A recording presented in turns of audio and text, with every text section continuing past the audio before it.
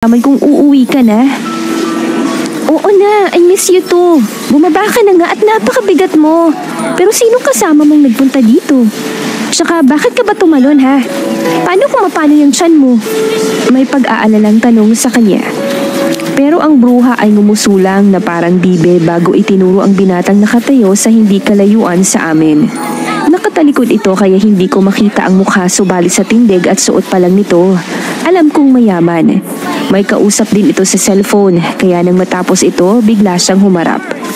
Nawala bigla ang ngiti ko at pinanlakihan ko ng mata si Natalia, ang maharot kong kaibigan. Baka gusto mong ipaliwanag sa akin kung anong kaharutan ang nangyari, Natalia. Hindi ko akalain na babagsak ka sa lalaking kinaiinisan mo.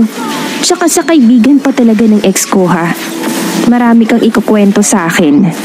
Saad ko, ngunit nag-beautiful eyes lang siya dahil alam niyang sasabunin ko siya mamaya. Ipapaliwanag ko mamaya. Pero tara na muna nang mahatid ka na namin sa bagong kondo mo.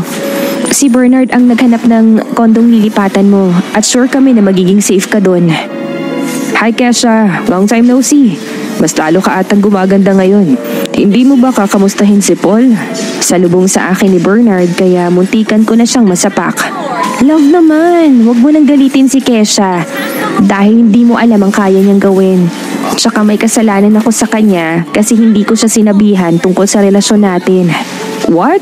So all this time hindi alam ng kaibigan mo? Tahimik lang ako dito habang pinapanood ang pag-aaway nila sa bagay na yon. Love naman kasi. Alam mo naman na broken hearted si Kesha nun, diba?